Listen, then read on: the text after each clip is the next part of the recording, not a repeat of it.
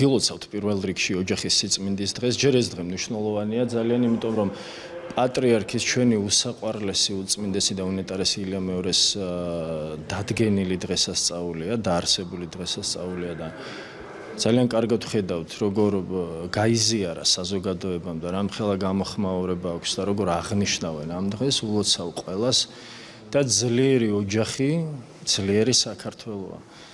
ყველა ოჯახს უსურვებ სიჯანსაღეს, ჩანმრთელობას, ბედნიერებას, ძლიერად ყოფნას და სრულიად საქართველოს ყოფილიყოს გაერთიანებული და ძლიერ